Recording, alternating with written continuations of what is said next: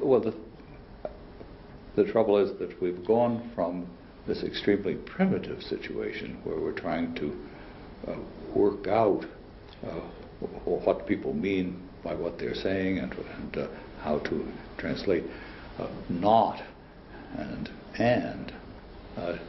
to looking at the far reaches of set theory, where I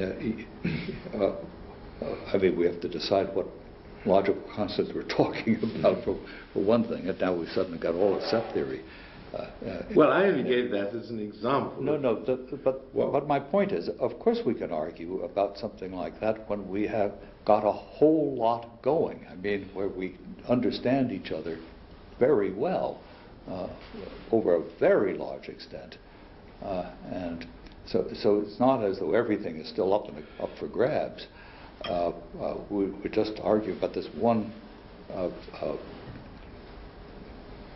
thing in the far reaches of set theory, and of course we can do that. Those are the circumstances under which we already understand each other pretty well, and so our disagreements have a grip.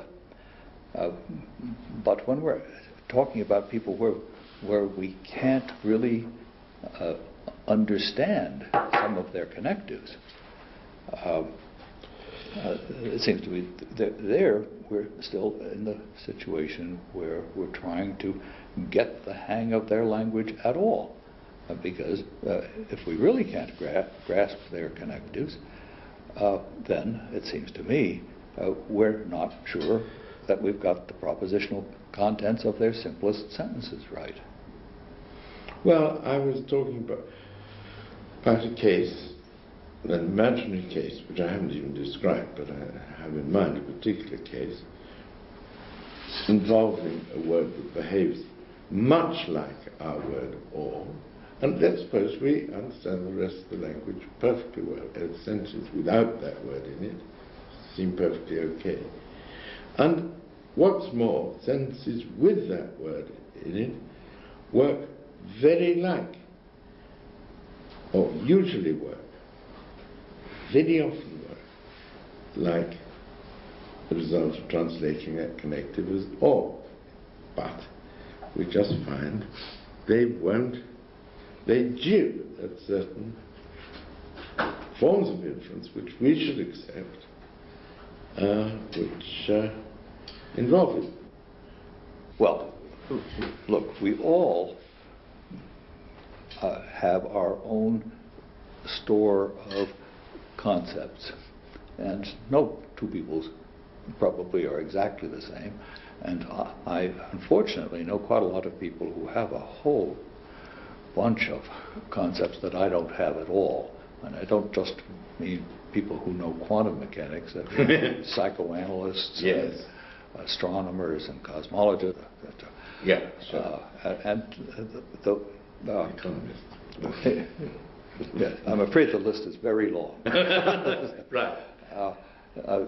Now I think that doesn't raise any conceptual problem for me. I don't think that introducing those concepts into my language is going to force me to, or force anybody else to understand the rest of what I say in a different way. I mean, it could happen. Not every addition to our set of concepts, whether it's just a new suburb, so to speak, of the old language, where it really doesn't affect the old one, but just is added on, or those rare cases where adding something on really does make a certain amount of change in the rest. These are perfectly intelligible cases, even when I don't understand them. I mean, I understand that it's possible for these things to happen. And I can certainly imagine somebody who has got a sufficient store of logical constants that I can pretty much accommodate, might have something new that I haven't got, in which case I think I probably could master it. And it might be that I couldn't define it in terms of what I've already got. So I mastered only just by seeing how it works and whatever explanatory material you're willing to offer me, I'll make use of. So I mean, holism doesn't have to interfere, I think, with this. Where the holism was coming in was the inferences I do understand. And there, I don't see any way to separate the issue of understanding the sentences among which the inferences pass and understanding the constants themselves. These seem to me to interact in pretty obvious ways. I would imagine you agree. Yes. Look, I'll try once more to approach this, yes, another way. You're finding me slippery. Yes, I am. Well, you did agree, I think we're in agreement, that if you had people who refused at certain points to reason as we should think they were entitled to, you might be able to persuade them that they ought to do so by drawing their attention to the way they used sentences involving or sentences of the kind that come out as conclusions, or would come out as a conclusion if they reasoned that way, in other contexts. Right? You draw their attention to that and make them see that they would be entitled to infer this from these premises in a way which at present they refuse to do. Okay. Now, let us suppose that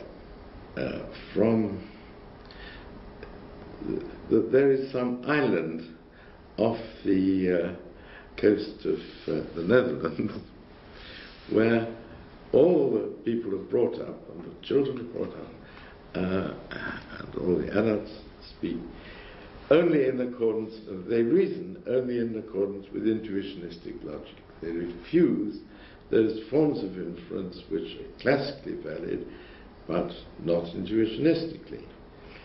And now you want to apply this process to these people, to show them that they really are entitled to reason in the ways that they have been brought up not to, in the ways that we consider valid. For example, you want to persuade them that if something follows from A, and it also follows from not A, they have a right to assert it. Right? It depends on assuming A is either true or false. And they won't use this form of inference because they haven't got it embedded in their minds that any statement must be either true or false. So, now, how do you set about persuading them to reason?